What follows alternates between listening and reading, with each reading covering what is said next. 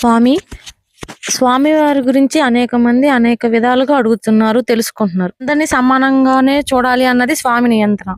కానీ చాలా మందికి తొందరగా మంచి జరిగిద్ది, చాలా మందికి తొందరగా వాళ్ళు అనుకునేవి జరగవు. మీకు అదే క్వశ్చన్ ఏంటంటే, వాళ్ళకి చేస్తున్నారు, మాకు చేయట్లేదు, లేకపోతే ఇక్కడికి వచ్చి మా జీవితాలు ఏం బాగుపడలేదు, ఇలా అనుకునే వాళ్ళకి మీ సమాధానం ఏంటి?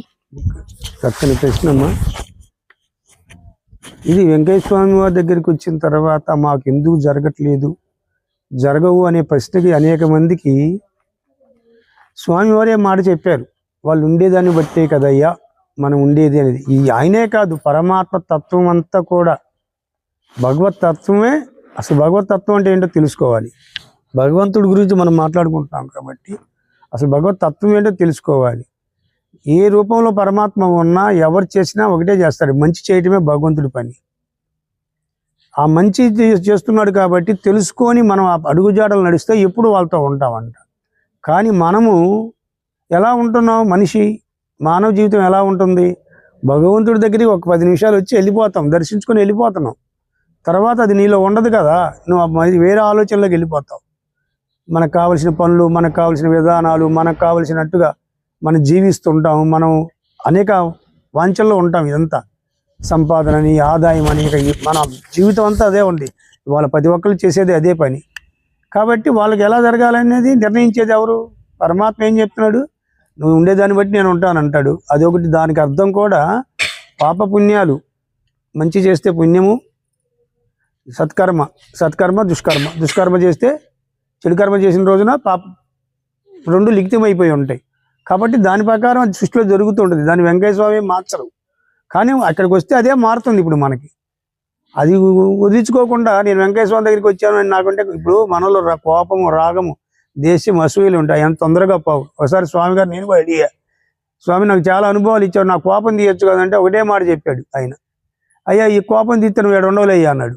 ఇక ఏం మాట్లాడతాం? దానికి అర్థం అంటే మనం వెళ్ళిపోయే వరకు, మనం చివరి వెళ్ళే వరకు కూడా మనతో ఈ వాసనలు ఉంటాయి. బాగా గుర్తుపెట్టుకోండి.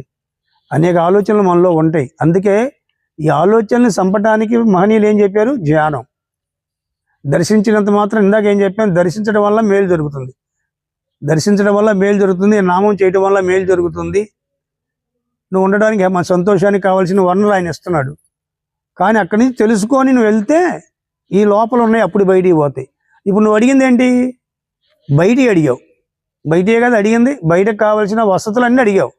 ఓకే, ఇచ్చాడు. ఆ వసతులు తీసుకున్న తర్వాత ఏమవుతున్నావు? నువ్వు ఇంకా కావాలి, లేకపోతే ఇంక గొప్పగా ఉంటావు. అలా కాకుండా లోపలికి పోవాలని అడిగినప్పుడు మొదలవుద్ది. అంటే లోపలికి ఎప్పుడైతే నువ్వు అడుగుతావో అప్పుడు ఇవన్నీ పోయినాయి అనుకో, అప్పుడు నువ్వు ఆయనతో నిశ్చలంగా ఆ స్థితి పొందుతావు. లేకపోతే ఎప్పుడు ఇదేని మనమే కాదు, అనేక మంది, ఇక్కడే కాదు, వెంకటేశ్వర స్వామి దగ్గర కాదు, ఎక్కడైనా సరే, ఏ మహనీయుడి దగ్గరికి వెళ్ళినా, ఏ దేవాలయానికి వెళ్ళినా, అసలు దేవాలయాలకు వెళ్తే దర్శించకుండా వస్తాం అనుకోండి, మహనీయుల దగ్గరికి వెళ్తేనే మనకి ఇలాంటి అనుభూతులు కలుగుతాయి. మహానుభావుల దగ్గరికి వెళ్తేనే మనకి ఇలాంటివి కలుగుతాయి. కాబట్టి వెంకటేశ్వర స్వామి దగ్గర ఇది సత్యం. 30 ఏళ్ళ నుంచి మేము ఎన్నోసార్లు ఆయన ఎన్నో వేల సార్లు చూసి ఉంటాం.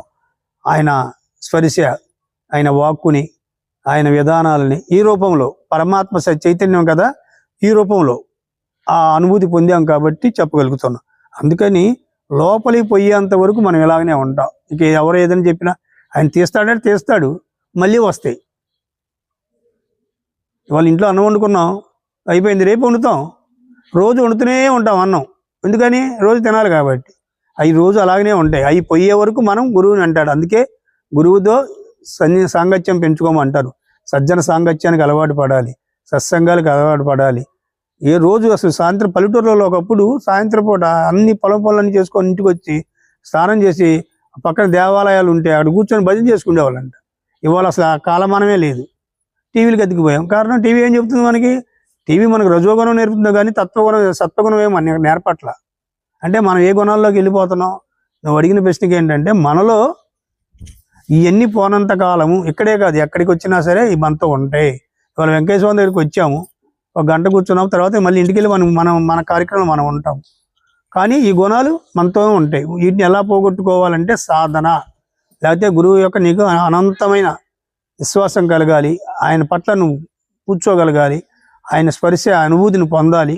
పొందినప్పుడు ఒక్కొక్కటి కూడా చెట్టు రా, ఇప్పుడు ఆకు చెట్టుకు ఆకులు ఎలా రాలిపోతాయో మనలో ఉన్నాయి కూడా ఈ దుర్గిణాలు కూడా రాలిపోవాలి. పోయిన తర్వాత కానీ అసలైన స్థితి మనకు తెలియదు. అందుకని స్వామి యొక్క తత్వాన్ని తెలుసుకోవడానికి చాలా మంది కూడా ప్రయత్నించడానికి ప్రయత్నించండి. దర్శించుకున్నంత మాత్రం ఏముంది, దర్శిస్తాడు, ఒక 10 పైసలు అంత ఇస్తాడు, ఖర్చు పెట్టుకుంటావు. నీతో ఎప్పుడు ఉండాలంటే నువ్వు ఎలా ఉండాలో తెలుసుకోవాలి. ఇది నువ్వు అడిగిన ప్రశ్నకి. ఎందుకంటే వాళ్ళకి వాళ్ళు ఉండరు కాబట్టి వెనకాల ఉంటాయి. ఇప్పుడు నేనైనా సరే ఉండలేదనుకో వెనకాల వచ్చింది. అది ఎప్పుడు చెప్పాడు ఆయన, అయ్యా అన్నదమ్ములు అంటే వాళ్ళిద్దరు మంచి చెడు అన్నదమ్ములు. అది ఎప్పుడు మనలోనే ఉండేది, ఎక్కడో లేదు, మన లోపలే ఉంది. అది మంచి చేస్తే లిఖితం అవుతుంది. స్వామి చెప్పాడుగా, ప్రతివాడు పైవాడు లిఖితం చేస్తాడంటాడు. ఉదాహరణకి అది సత్యం. అంటే మన జీవిత లెక్కలన్నీ లిఖితమైపోయి ఉంటాయి. ఏం చేసాం, ఎప్పుడు ఏం చేసాం, ఎప్పుడు ఏం జరుగుతుంది, ఎప్పుడు ఏం చేసాం, ఇవన్నీ కూడా వెంకయ్య స్వామి వారు అనేక సార్లు మాకు ఆ సందర్భాన్ని బట్టి చూపించాడు, తెలియజేశాడు. ఫలానప్పుడు ఇలా చేసావు నువ్వు, లేకపోతే ఇదిగో ఇలా చేస్తున్నావు, లేకపోతే ఇప్పుడు ఇలా చేస్తావు, లేదా భవిష్యత్తులో ఏం చేస్తావు కూడా చెప్పాడు. అంటే ఏం జరుగుద్దో ఏం చేద్దో మొత్తం తెలిసినవాడు. అందుకని మనం గుర్తుపెట్టుకోవాల్సిందంటే మనల్ని ప్రతి క్షణం వెంకయ్య స్వామి వారు చూస్తున్నారు. ఒక భగవంతుడే అన్ని రూపాయలు అవసరం. ఒకటి గుర్తుపెట్టుకో, ఏకత్వం. వెంకయ్య స్వామి చూస్తున్నాడు అని తెలుసుకుంటే చాలు. నువ్వు వెంకయ్య స్వామి చూస్తున్నాడు అనుకుంటే నువ్వు చేసే ప్రతి పనిలోనూ వెంకయ్య స్వామి ఇవ్వాలి. నేను అదే చేస్తాను. నేను ఏది చేసినా వెంకయ్య స్వామి చూస్తున్నారు, అంతే. చూస్తున్నాడు, చూడకుండా ఉండడు ఆయన. మనకి ఏది కావాలని అడుగుతున్నాం, ఆయనే అడిగేది. ఇప్పుడు ఏదైనా కావాలంటే ఆయన్ని అడుగుతున్నాం, ఏదైనా ఇబ్బంది వస్తే ఆయనకే చెప్పుకుంటున్నాం. ఎందుకని ఆయన చూస్తున్నాడు కదా, చూస్తాడు, చేస్తాడు కదా. ఈ రెండు మనకు తెలిసిన విషయం, తెలుసుకుంటున్నాం కాబట్టి. తెలియకపోతే ఏమీ లేదు. చాలామంది చూస్తున్నాం కదా, వెలగమూడులు వాళ్ళు అనేక చోట్ల దండం పెడతారు, 5 నిమిషాలు పరుగు. కారణం దుర్గిణాలు ఉన్నవో పంపించేస్తాయి. అందుకని ప్రతి ఒక్కరు తెలుసుకోవాల్సిన సత్యం అంటే ఈ వీడియో ద్వారా నేను వెలగమూడి పుణ్యక్షేత్రానికి వచ్చి ఒకరోజు ఉండి ఆయన 5-6 సార్లు దర్శించుకొని వారి నామస్మరణ చేస్తూ ధ్యానం చేసుకుంటూ, ధ్యానం వస్తే ధ్యానం కూర్చోండి, ధ్యానంలో ఆయన చూడండి, మంచి సత్సంగం చేసుకోండి, సత్సంగాన్ని పెట్టించుకోండి, గురువు యొక్క గొప్పతనాన్ని తెలుసుకోండి. ఇవాళ వెంకయ్య స్వామి అంటే గురువు, పరబ్రహ్మ, అనంత స్వరూపం, అన్ని రూపాల్లో ఉన్నవాడు. ఏది కావాలో అందుకే అంటాడు, అయ్యా అందరికీ పంట పండించా, దొంగలు పడకుండా చూసుకోమన్నాడని చెప్పారు కదా. అందరికీ పంట అంటే సమస్త లోకానికి మేలు చేయగలిగిన వాడిని. దొంగలంటే మన దుర్గినాలే, మనలో ఉన్న అలవాటు, మన పద్ధతులు. ఇప్పుడు మేము ఉన్నాము 30 ఏళ్ళ కింద అనేక అలవాట్లు ఉన్నాయి. గురువు దగ్గరికి వచ్చి అన్ని తుప్పు వెళ్ళిపోయినాయి. ఏ అలవాట్లు ఉన్నాయి ఇప్పుడు? ఏదో శరీరం ఉండాలి కాబట్టి భుజిస్తున్నాం, శరీరం ఉండాలి కాబట్టి భుజిస్తున్నాం. మిగతా అన్ని పక్కకు పంపించేశాడు ఆయన, తీసేస్తాడు ఆయన. ఆ వాసనలన్నీ కూడా పూర్వజన్మ వాసనలు కూడా బయటికి వెళ్ళిపోతాయి.